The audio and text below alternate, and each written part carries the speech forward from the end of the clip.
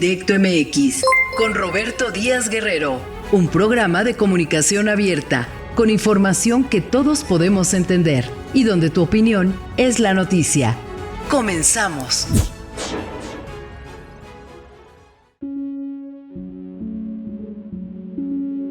¿Qué tal? ¿Cómo les va? Muy buena tarde. Bienvenidos, bienvenidas a Claro Directo MX, a este quinto programa especial de la serie de 10 programas especiales que hemos preparado para todas y todos ustedes en esta semana de Navidad y en esta semana, la próxima, claro, pues ya de cara a el fin de año y el año nuevo.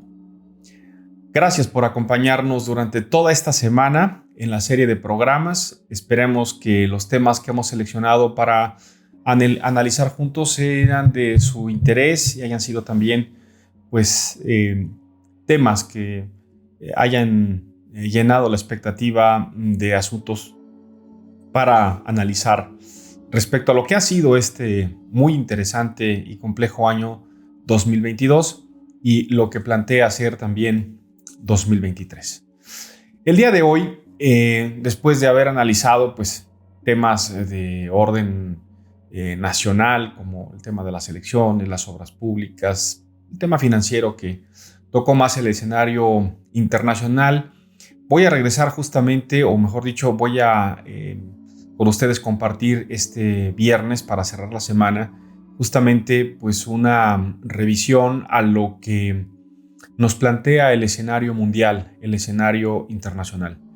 Porque este 2022, este año que está cerrando, es uno que además ha registrado casi por completo distintas expresiones, algunas muy complejas, algunas muy difíciles y otras que nos comienzan a anunciar pues, procesos de cambio importantísimos en todo el mundo, región por región, país por país, pero en la suma de todos, finalmente lo que se vislumbra en el mediano plazo al menos son cambios importantes, cambios que para los que hay que estar preparados porque no vivimos en una isla, ¿verdad? Vivimos en un mundo integrado, vivimos en un mundo globalizado. Así que hoy vamos a abordar pues el tema de la geopolítica mundial.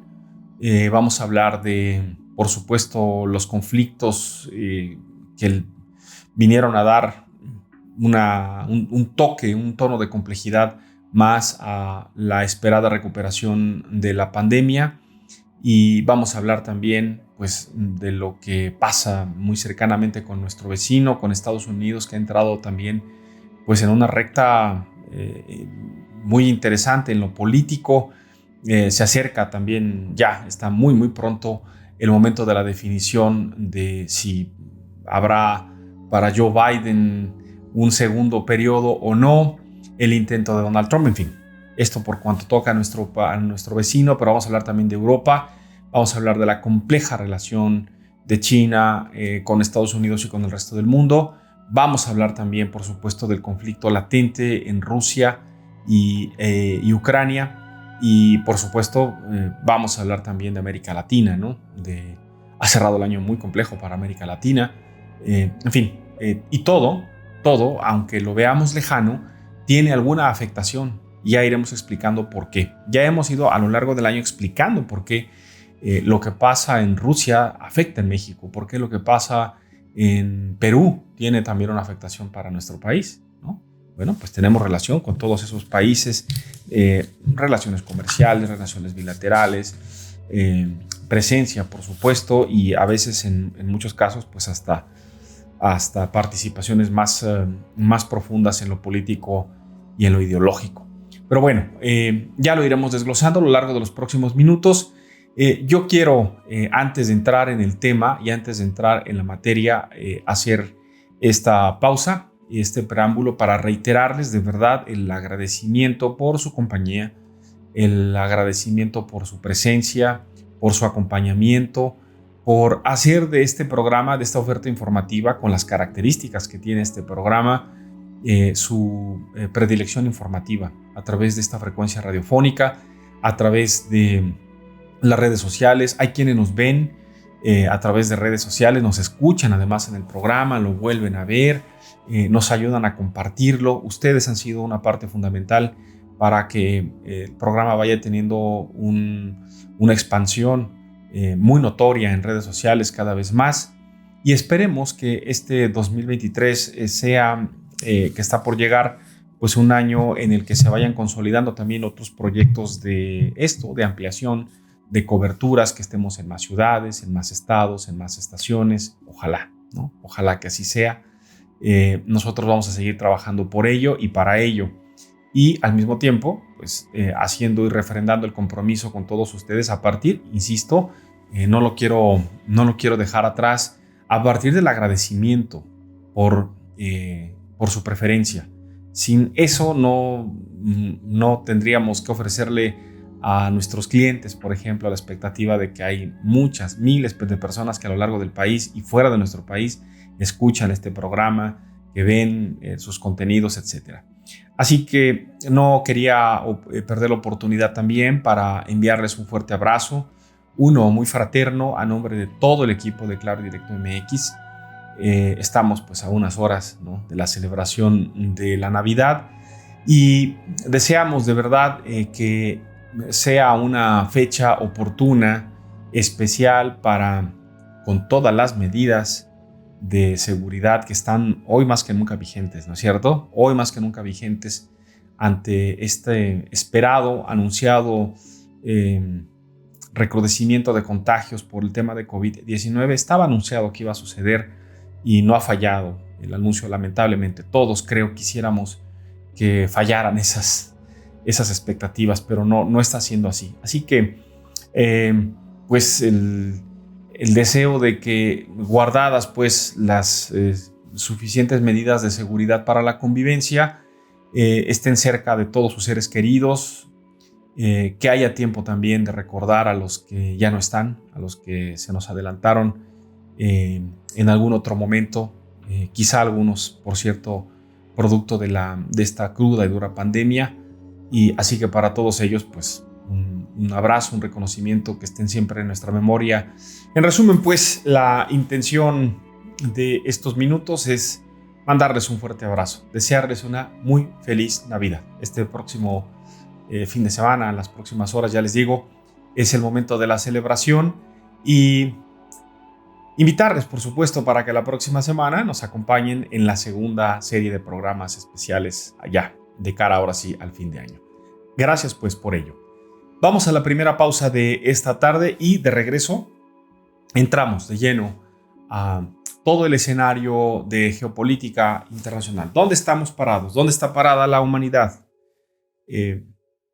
Lo analizamos al volver. Hacemos una pausa y regresamos a Claro y Directo en vivo con Roberto Díaz Guerrero.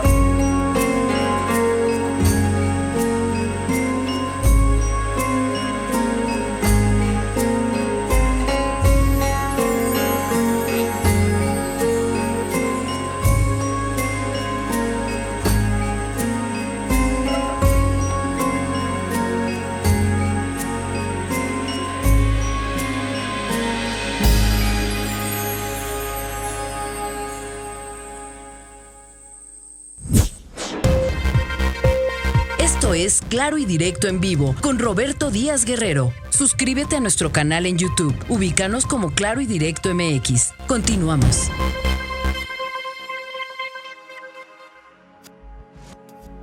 Gracias por seguir en Claro y Directo MX. Pues vamos al tema. ¿Les parece? Vamos al tema de la geopolítica, vamos al tema del escenario internacional para tratar de entender en dónde estamos parados, cómo cierra 2022 y a dónde vamos hacia 2023. Decía en el bloque anterior que no podemos pensar o no podemos seguir en la idea de que lo que sucede en el mundo o lo que sucede en una región del mundo nos es completamente ajeno. Y un ejemplo muy claro de esto es lo que ha acontecido en la frontera de Rusia con Ucrania recientemente.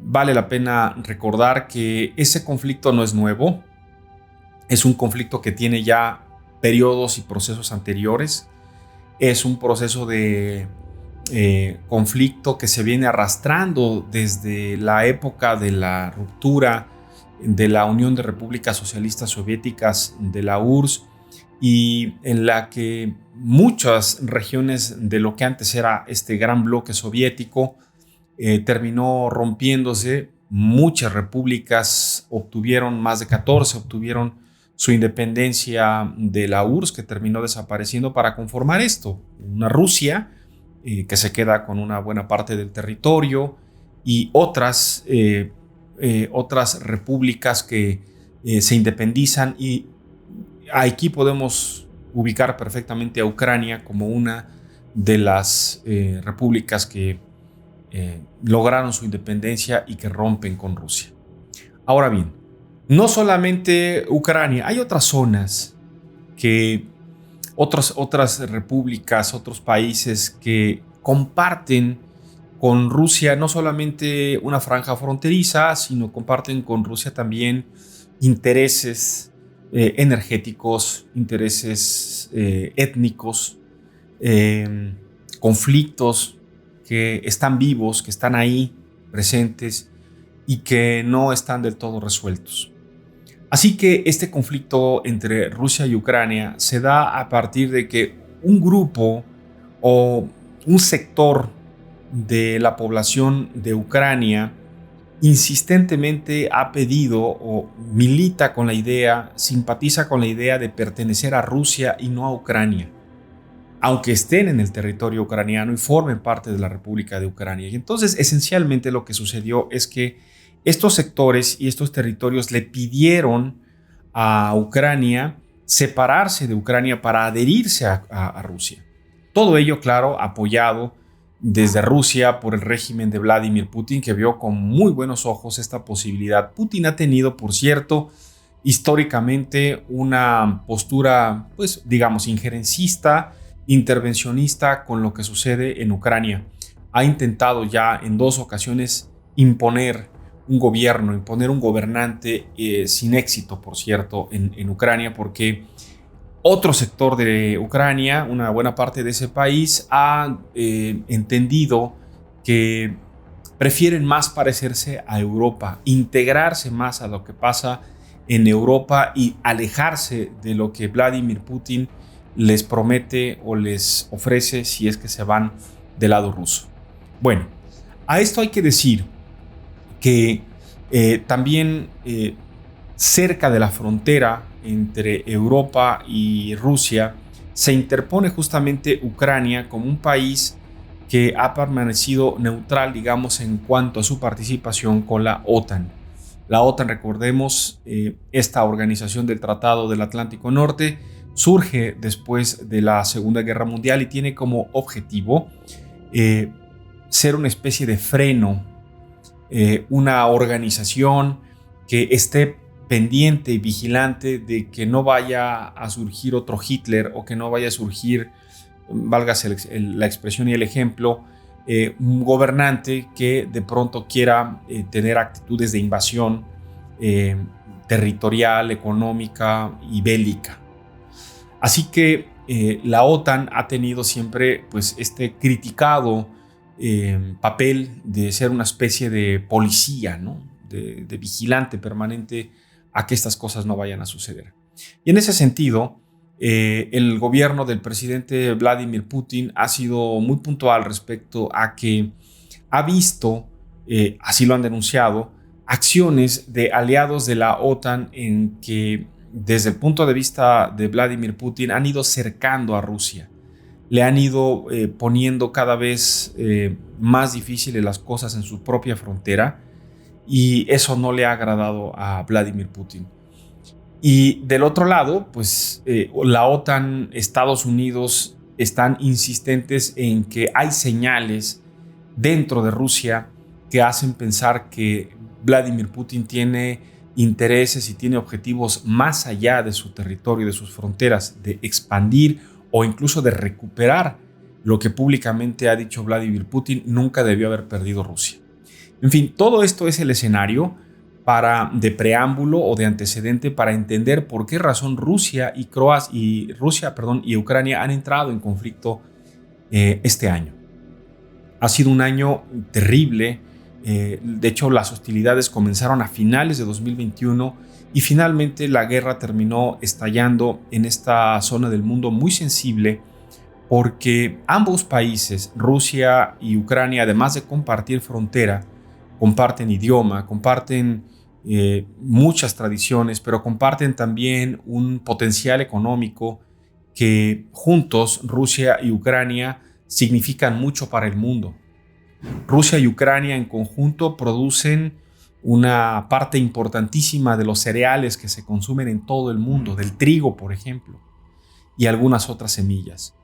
Rusia y Ucrania juntos, por ejemplo, son potencias productoras de algunos metales necesarios para la producción de refacciones y para la producción de teléfonos y computadoras. Rusia y Ucrania, por ejemplo, son grandes productores y exportadores en su conjunto de productos que han complicado verdaderamente la vida y la economía de todo el mundo. Rusia es un gran proveedor y poseedor de reservas de gas natural. Y sobre el territorio ucraniano pasan los ductos más importantes de surtimiento de gas natural y petróleo para Europa. Todos estos intereses han jugado también de manera importante para que el conflicto tenga, además de un asunto territorial e ideológico, este otro componente de interés económico, de interés estratégico en la zona para Rusia particularmente. Así que este año ha sido de un altísimo costo para el mundo que estos dos países estén en guerra. Rusia, con el apoyo de China, un apoyo tibio, pero apoyo finalmente, y con el apoyo tibio no abiertamente declarado, pero evidentemente de mucho más simpatía, de Corea del Norte con el régimen de Vladimir Putin. Y de Ucrania con el apoyo de la OTAN y con el apoyo estratégico y militar de Estados Unidos, de Alemania y de los países aliados del Atlántico Norte, que se han puesto del lado de Ucrania para repeler lo que desde un principio se consideraba pues una ofensiva desventaja para Ucrania y en exceso de ventaja para Rusia ante la diferencia del poderío de sus ejércitos. Sin embargo, las cosas han salido muy mal para todos, porque Rusia no ha podido cumplir su objetivo de control total de las ciudades claves en Ucrania. Ucrania ha, más o menos con un montón de bajas, con miles de bajas de civiles y militares, ha logrado tener medianamente el control de algunas ciudades y en otros han sido completamente devastados. La verdad es que a estas alturas del año no es suficiente lo que hemos visto para entender por completo la devastación de ciudades completas, de infraestructura que ha dejado de operar. Sencillamente han dejado de funcionar esos sistemas de producción, esas producciones de mercancías, de granos, etcétera, que se ha resentido en el mundo, que ha sido parte fundamental también para la escasez de productos y con ello empujar también a la inflación que afecta a todo el mundo.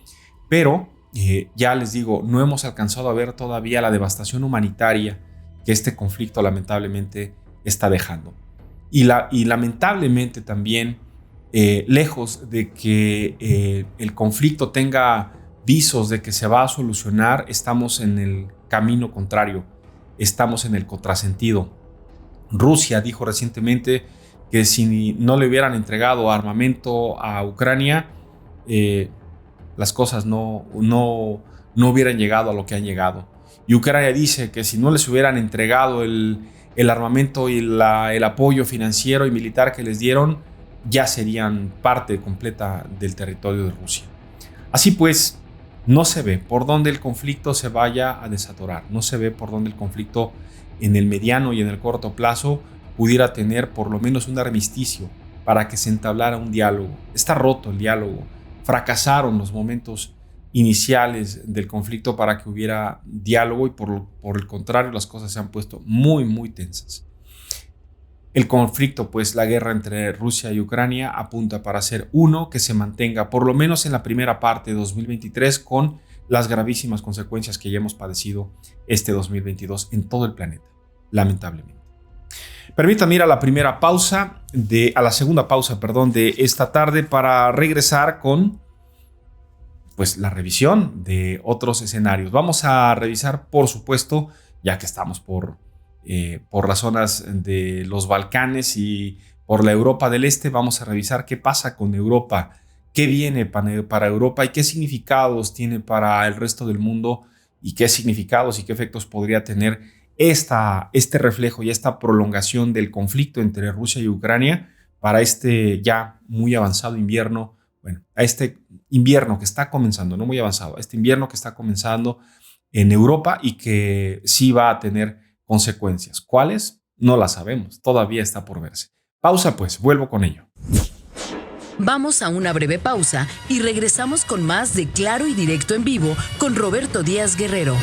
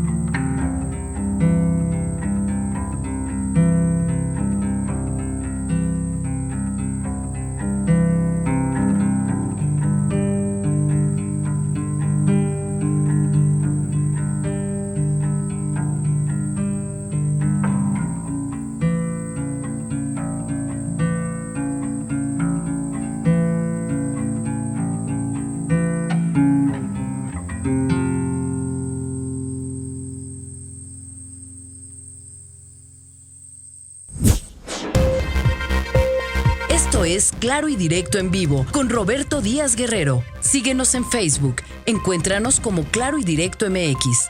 Continuamos.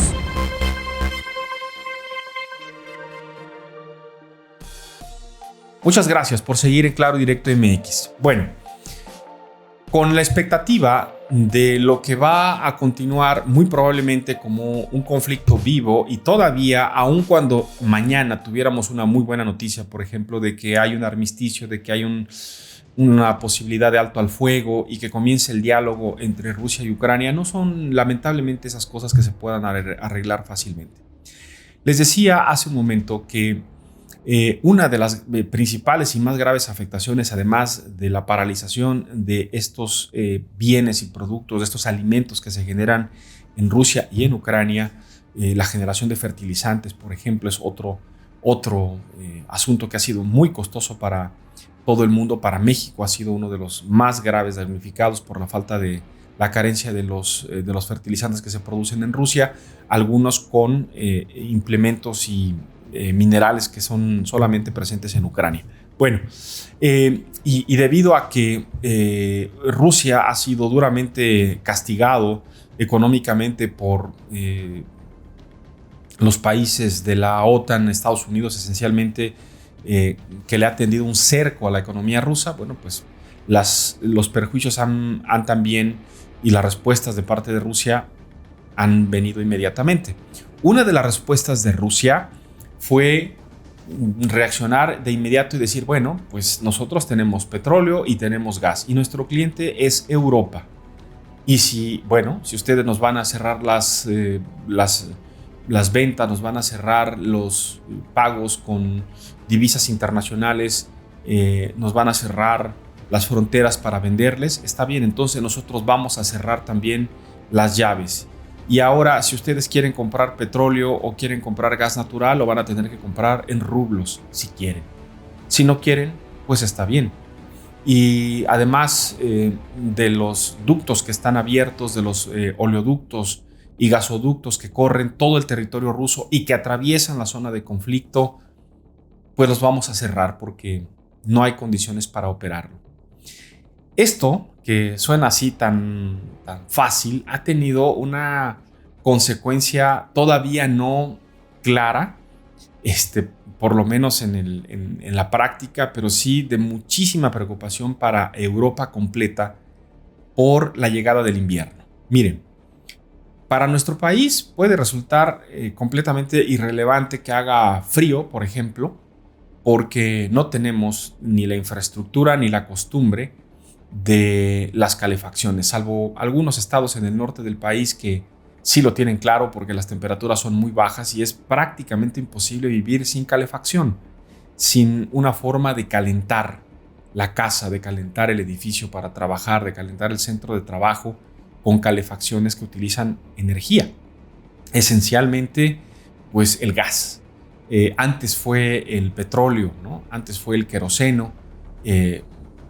2 siglos atrás era con lo que Europa calentaba los hogares, y después vino el carbón y después vino el gas, la electricidad y últimamente el gas natural, por ser más barato y por ser pues más eficiente para generar calor. El gas natural, la gran reserva de gas natural más cercana a Europa y por el tamaño y por la demanda que tiene Europa de este combustible, viene de Rusia.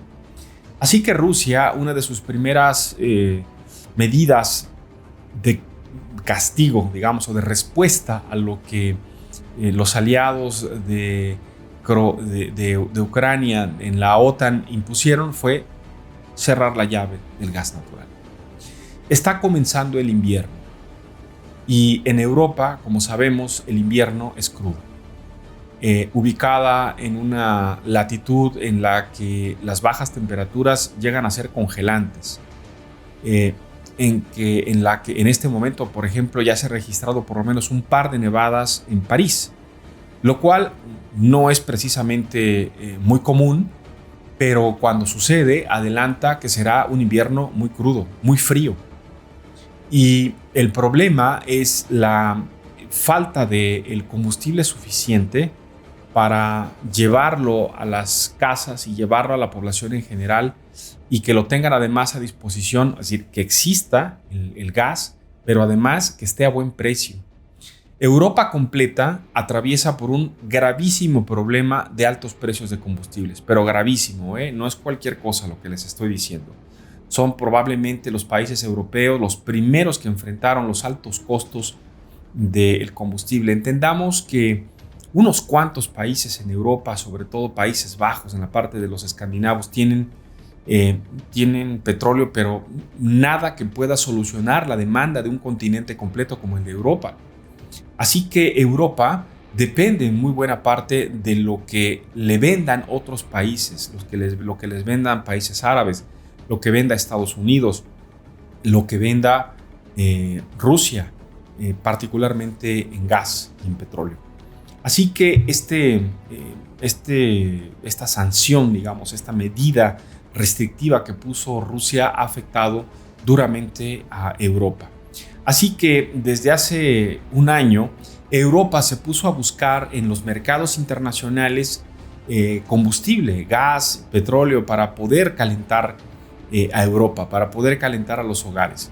Y así es como tienen un acuerdo y una promesa en los países europeos, aliados de Estados Unidos, de que Estados Unidos pondrá a disposición de Europa gas natural y petróleo, las reservas que sean necesarias para que Europa pase este invierno, que se antoja será un crudo y duro invierno, sin mayores sobresaltos. Y eso me dirán, por ejemplo, ¿qué afectación tiene para México? Bueno, pues la tiene porque si en un momento crítico Estados Unidos dirige sus reservas de gas natural y su reserva petrolera hacia Europa, y lo que alcanzó a comprar Europa en los países árabes, en los países productores, también es dirigido a Europa, habrá dos efectos de manera inmediata para 2023 que todavía no suceden, pero están pronosticados que podrían suceder. ¿Qué es lo que podría suceder? Pues que el invierno fuera muy duro, que fuera muy congelante, que se necesitara mucho combustible y por tanto que la demanda fuera superior o más de lo que Estados Unidos está ofreciendo y de lo que Europa consiguió en otros mercados. Si eso sucede, inmediatamente, además de mucha demanda en Europa, al haber más demanda y no necesariamente mayor producción disponible en ese momento, lo que va a pasar es que los combustibles se van a volver a ir al cielo, se van a volver muy, muy caros. Y México podría tener problemas si siendo todavía muy dependientes, por ejemplo, de la compra de gasolina a nivel internacional, pudiera haber algunos problemas de abasto. Es decir, que hubiera escasez de gasolina por la gran demanda en Europa. Pero no solamente eso, sino que estuviera muy cara la gasolina y muy caro el diésel. O que el gas que nos vende toda la zona de producción de Texas en Estados Unidos pues escasee o se ponga muy caro porque está siendo enviado a Europa. Ese es un escenario que nadie quiere. Es un escenario que sería duramente recibido en las economías como la mexicana, que dependen de eso. Y por tanto, aquí hay una explicación otra vez más de cómo un conflicto entre dos países, Rusia y Ucrania, tiene un efecto inmediato, un efecto colateral en la vida y en la economía y en las necesidades de un continente completo, Europa, y de cómo los aliados a los países europeos voltean a ver a Europa y le ofrecen ayuda, pero con la consecuencia de que otros países que dependen de esos recursos, dependen de esos combustibles, de que no estén tan caros para tener estabilidad. Durante este año que ha terminado, el gobierno de México ha destinado más de 400,000 millones de pesos. Escuche usted la cifra. 400,000 millones de pesos han tenido que inyectar de las finanzas públicas a subsidios, a subsidiar la gasolina que compramos del extranjero para evitar que lo que ya sucedió en Estados Unidos o en Europa, en donde los precios de los combustibles se fueron a las nubes, aquí suceda lo mismo. Con eso el gobierno lo ha evitado. Pero eso no puede ser eterno, eso tiene un límite. Va a llegar un punto en el que el gobierno de México no va a tener margen de maniobra para seguir comprando esa cantidad para seguir subsidiando esa cantidad de dinero en combustibles y mantener los precios así. Así que 2023, apuntémoslo, ya anuncia que será un año complejo, otra vez, un año difícil en materia económica y energética, producto de este conflicto geopolítico internacional, la guerra entre Rusia y Ucrania y las dificultades cada vez más duras que están enfrentando en Europa. Voy a la tercera pausa de esta tarde. No se vayan, estamos en Claro y Directo MX, quinto programa de las series especiales. Hoy estamos hablando de geopolítica. Venimos del conflicto de Rusia y Ucrania, estamos en Europa entendiendo cuáles son sus principales y no únicas, sus principales problemáticas en materia energética, para entender después lo que viene también como un reflejo casi natural en Estados Unidos y cerrar con lo que está pasando en América Latina, que no es menor. Ya entonces les cuento. Vamos a la pausa, es muy breve, vuelvo con más. Hacemos una pausa y regresamos a Claro y Directo en vivo con Roberto Díaz Guerrero.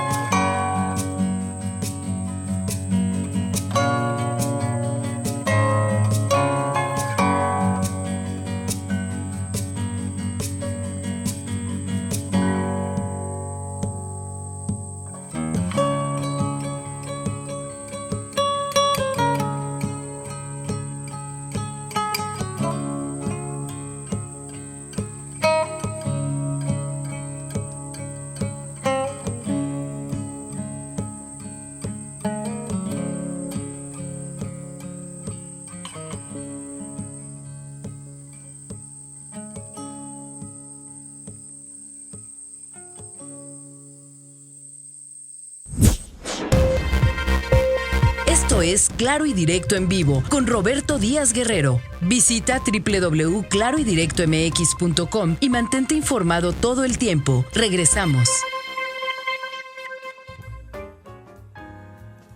Esta semana justamente recordarán ustedes que hablamos sobre los procesos electorales en México 2023-2024 y estamos obviamente pues muy interesados y concentrados en lo que va a pasar en esos años, en este que viene ya, y cómo se abre inmediatamente la competencia de la sucesión presidencial en 2024. Bueno, este año, hace unas semanas, se llevó a cabo en el mes de noviembre, para ser precisos, la renovación del Congreso en los Estados Unidos y de algunas gubernaturas. Y con ello se abrió también el proceso intermedio de lo que será la sucesión presidencial, la 60 edición de las elecciones presidenciales en los Estados Unidos, por allá del 5 de noviembre del año 2024. Es el tiempo en el que los estadounidenses están convocados a las urnas para elegir al nuevo presidente, al sucesor de Joe Biden o al propio Joe Biden si es que él decide competir nuevamente por la presidencia de los Estados Unidos. Así pues, lo que pinta en el escenario inmediato en materia electoral, pues es esta complejidad verdaderamente de procesos electorales que tienen en Estados Unidos, y es muy importante reconocer lo que ha pasado, les digo a ustedes hace unas semanas en el Congreso. El presidente Biden, a la mitad de su mandato, llegó pues con muchos problemas de buenas calificaciones, digamos, con un gobierno muy cuestionado, con un gobierno con una altísima inflación que ha cobrado muchas opiniones de popularidad, con una economía muy golpeada, la de Estados Unidos, por todo lo que desembolsó el gobierno en la época de la pandemia, con un presidente además del cual se tienen dudas sobre su estado de salud, sobre su fortaleza personal y mental incluso, por un tema de edad. Así que eso también juega y eso también define cosas. Con este escenario, con los demócratas dominando las dos cámaras, la Cámara de Representantes, que es, para entenderlo, lo parecido, no es igual, pero lo parecido a nuestra Cámara de Diputados, y el Senado, que es la Cámara Alta también allá en los Estados Unidos, pues los demócratas tenían dominio prácticamente en las dos cámaras, aunque en el Senado mucho más pareja la cosa. Así que para estas pasadas elecciones en Estados Unidos van al proceso electoral con una expectativa de que los republicanos, de que el discurso polarizador de Donald Trump, que quiere volver a ser presidente de los Estados Unidos, dice que va a competir en el 24 para la nominación de los republicanos. Había la expectativa, las encuestas decían que los republicanos iban a hacer cera y pabilo con los demócratas, que los iban a acabar. Pues no sucedió. No solamente no sucedió, sino que los espacios que tenían como muy seguros los republicanos no llegaron. Así que la Cámara de Representantes la mantuvieron en relativo control los demócratas.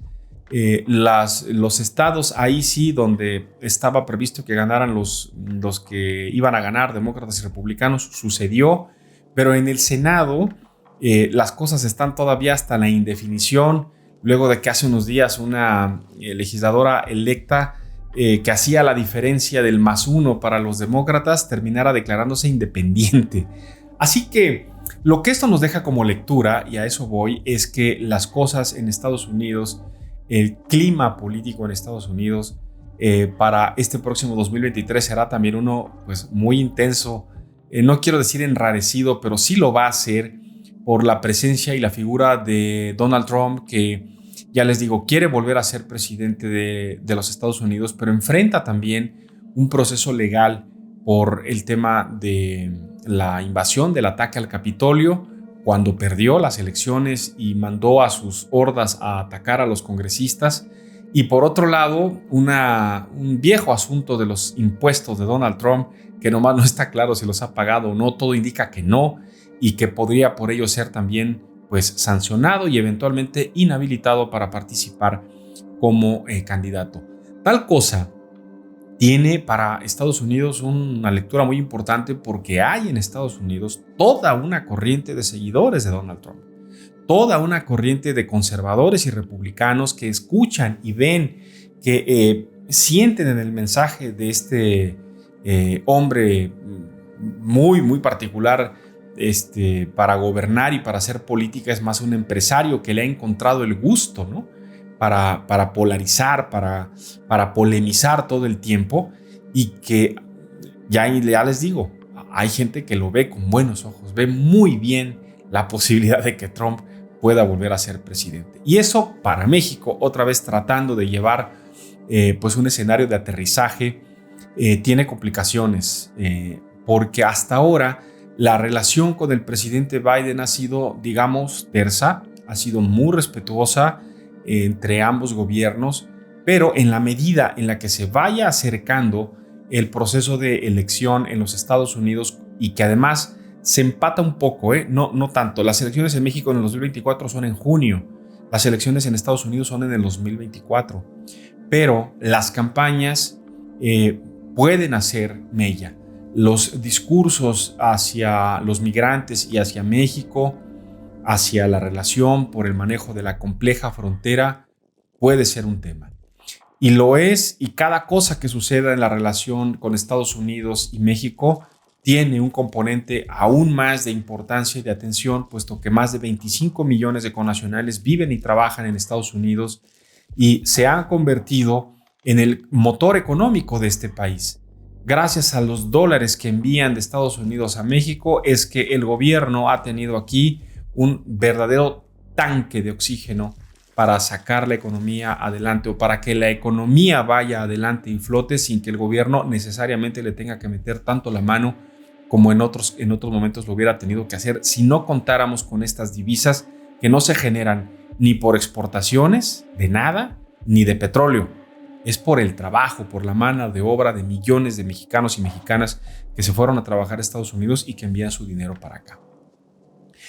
En Estados Unidos está pendiente también en 2023 un momento complejo se antoja también ríspido por la resolución de los conflictos comerciales abiertos producto de los cambios que ha hecho a las legislaciones locales el presidente López Obrador en materia eléctrica, en materia energética, en materia ambiental. Va a haber también asuntos ahí que pasan por el tema de la construcción del Tren Maya, los paneles que están abiertos para la discusión del Tratado de Libre Comercio, y con ello también incorporar a esta discusión a lo que inevitablemente será también un momento, que ya lo es, ríspido con Canadá. Así que esta relación siempre tensa, siempre bajo la lupa de esta historia que le antecede a Estados Unidos de intervencionismo en los asuntos de México, pues, y la postura tan definida, tan clara que ha tenido el presidente López Obrador, al menos insisto en el discurso de que no va a permitir que por ningún motivo Estados Unidos le meta la mano a los asuntos que nos atañen exclusivamente a los mexicanos. Bueno, ese es el discurso, porque si nos atenemos a lo que ha pasado en fechas recientes con temas de seguridad, bueno, pues las cosas nada fáciles. La DEA, la Agencia Antidrogas de los Estados Unidos, tiene, a decir de muchos, muchas cosas pendientes, muchos asuntos que cobrarle a la administración del presidente López Obrador. Y como ya se sabe, la DEA, la CIA, son agencias que no necesariamente obedecen o siguen a pie juntillas lo que el presidente en turno en Estados Unidos dicta. Casi podríamos decir que tienen una especie de autonomía en decisiones y que no van a dejar pasar tan fácil todo lo que ellos han dicho ya muy claramente han sido agravios para ellos por parte del gobierno de México. Vaya asunto, ¿no? La relación con Estados Unidos hasta ahora, ya les digo, más o menos ahí caminando, pero no necesariamente tersa, no necesariamente fácil. Eso no hay duda. Vamos a una nueva pausa, no se vayan. Esto es Claro Directo MX. Es muy breve y vamos a regresar ya a la recta final. América Latina, ¿Qué está pasando en América Latina? ¿Qué está pasando en El Salvador? ¿Qué está pasando en Honduras? ¿Qué está pasando en Guatemala? ¿Qué está pasando en Sudamérica? La llegada de Lula, la caída de Pedro Castillo. Vaya tema, ¿no? Pausa pues, vuelvo con más. Vamos a una breve pausa y regresamos con más de Claro y Directo en Vivo con Roberto Díaz Guerrero.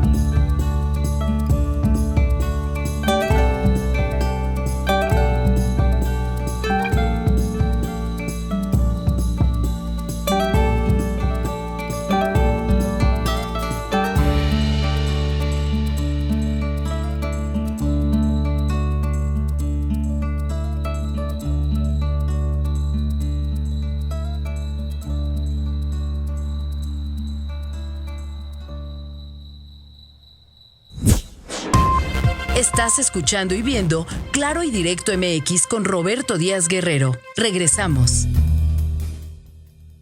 Muchas gracias por seguir en Claro y Directo MX. Estamos en la recta final de este quinto programa. Estamos también cerrando prácticamente la semana y ya es la penúltima semana de este 2022. Y hoy estamos abordando el escenario internacional, la geopolítica. Y toca el turno, después de revisar lo que está aconteciendo pues, en los temas más importantes con nuestros vecinos del norte, trasladarnos a Centroamérica y después a Sudamérica. De Centroamérica, pues seguirá vigente y latente la complejidad de lo que ha significado todo el tema migratorio, las caravanas que han partido desde Centroamérica y cómo Centroamérica se ha convertido en el punto de toque, de entrada desde Sudamérica y los que llegan desde Asia a través de Panamá para intentar llegar a Estados Unidos a través de México. Y como México ha venido administrando una agenda heredada desde la administración de Donald Trump, en el que esencialmente México se ha convertido pues, en el dique de contención entre Centroamérica y los Estados Unidos.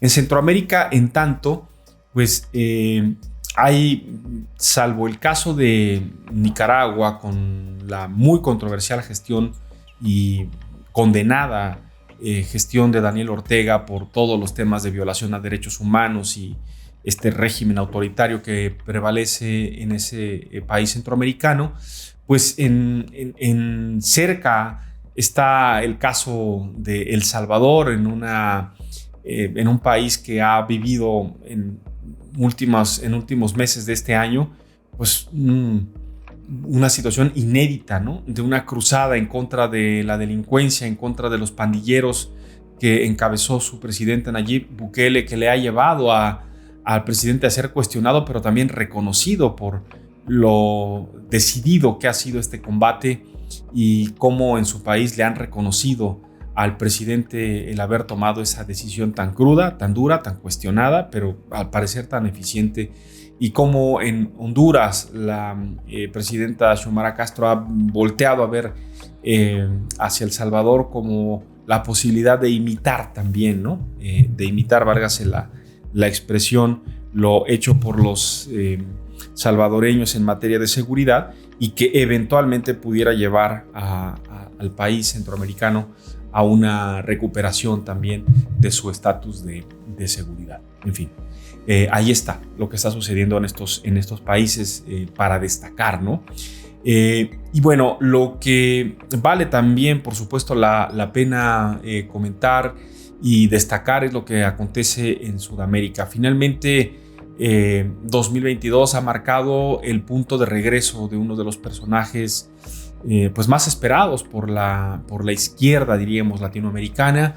La expectativa después de todo este lío legal que ha enfrentado Luis Ignacio Lula da Silva en el Brasil, pero finalmente su regreso al escenario, ¿no? Su regreso al escenario político, haber librado la cárcel y con ello pues incorporándose al gobierno y también recuperando algo que para muchos nunca terminó, nunca se animó, en parte por su costumbre de no viajar, de no estar fuera de México y que se esperaba el presidente López Obrador tuviera ese papel de orientador, de aglutinador, de líder pues de la izquierda en Latinoamérica, que no terminó de ser. Entonces, para muchos la llegada de Lula significa que finalmente un presidente de izquierda, de hecho el gran impulsor del llamado Foro de Sao Paulo, pues regrese por sus fueros luego de derrotar este año en las elecciones al ultraderechista Jair Bolsonaro. Y bueno, pues con ello se inaugura sin duda una etapa distinta de convivencia y de cosas allá en el Brasil primero y después en Sudamérica.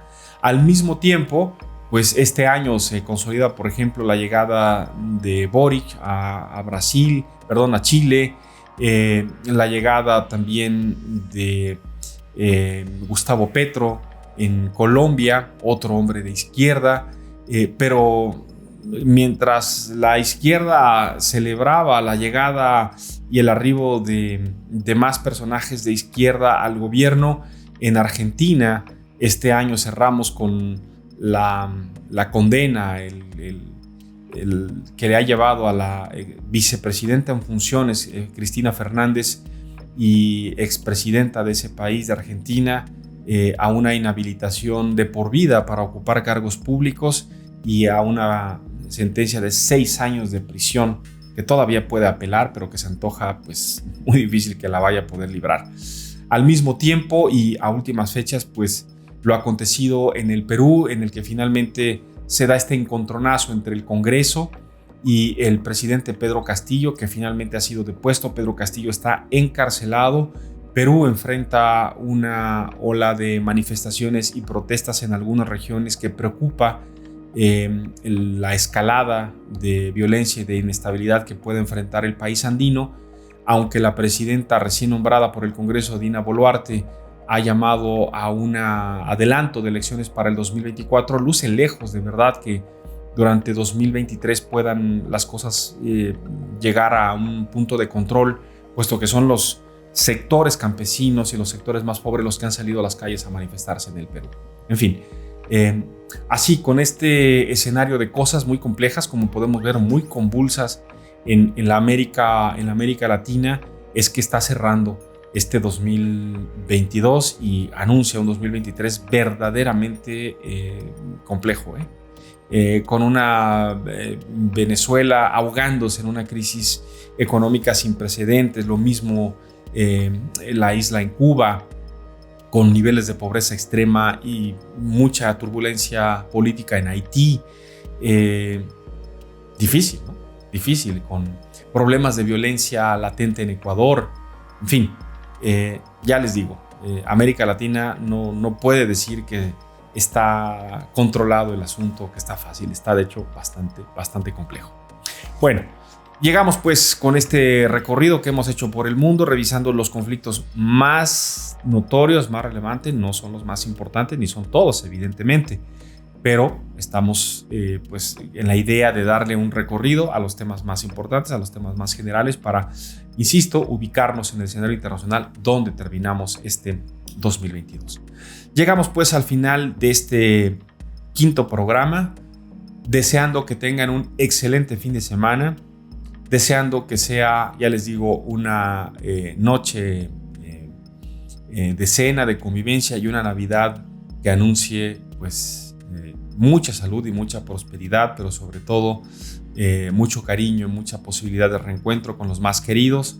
Cuídense mucho, abríguense bien, guardemos las distancias, guardemos las medidas sanitarias. El clima pues propicia que haya más probabilidades de contagio y todos estamos llamados a cuidarnos. Claro, esta siempre será una decisión de cada quien.